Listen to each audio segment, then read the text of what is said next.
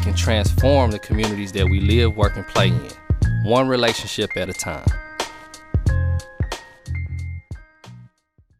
All right, guys, how you doing out there? It's that time again. This is Jason Hyman with RealLink's office of Jason T. Hyman, and I'm back again to answer another one of your real estate questions. And we got another good one, and this one goes out to more of your investors. All right, one of the largest or biggest issues you're going to run into when investing in real estate is managing your debt to income ratio. So what does that mean? It just means the more loans that you take in to acquire property, the more your debt grows. All right, and the bank is going to look at that as, hey, at some point in time they'll say, you've got a lot of loans, we may need to hold up here. Okay, so how do you manage that so that you can continue getting loans to acquire more property? All right, you want to keep that debt to income ratio down as low as possible. All right, so how do you do that? What are some ways to manage that situation? Okay, so this video is for those investors, developers, anybody out there that's trying to own property and trying to figure out, how do I manage my debt to income ratio so that I look very healthy and very attractive to banks, because they typically have the cheapest financing. All right, so number one, I got 4 ways. I'm gonna jump into it. Number one, refinance. It's probably the most obvious, but I'm gonna state that first. And the reason I say I'll state that first is because I want you to think outside of the box when you talk about refinance. There's your traditional refinance, which you're probably like, Jason, I'm leveraged really, really high. How can I refinance? Well, you can always go to like a community or a regional bank and ask them about a portfolio loan. So if you've got 10 different loans everywhere, you can actually refinance those into one big kind of jumbo portfolio loan with the right bank. That way you only have one payment again. All right, you refinance a bunch of interest rates and payments into one.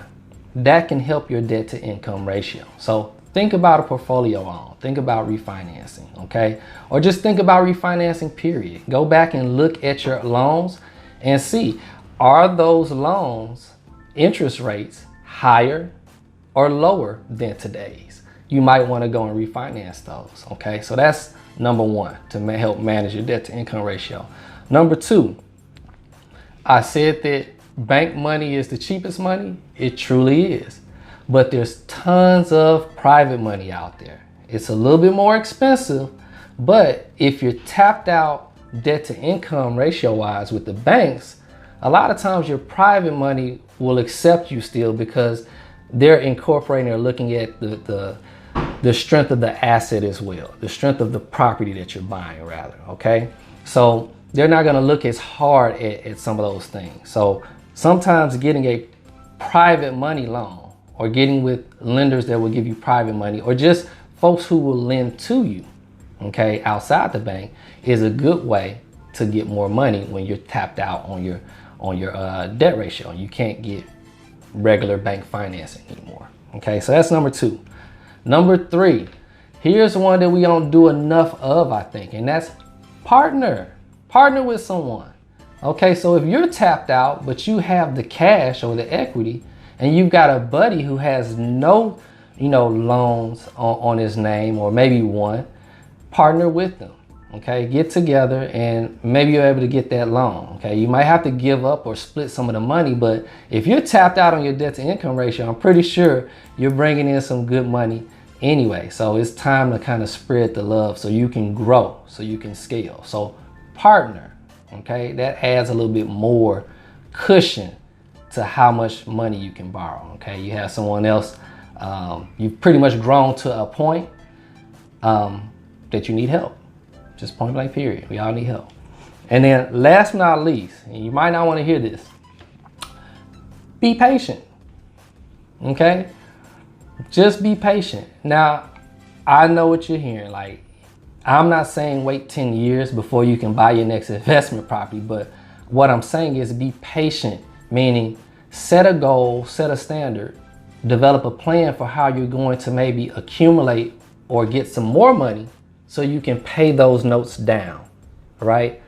Be patient and trust in that plan, but make sure that you go and you strategize and develop one. If that means that you're gonna do a couple of quick flips with hard money, if that means you're gonna go borrow some money from a private acquaintance or something like that, have a plan for how you're gonna do that and make the money back, and be patient and stick to it. So refinance, private money, partner, and be patient. 4 ways that you can start managing your debt to income ratio better so that you can invest in more property. So cut the fat, do the things that matter, and I'll see you guys next time.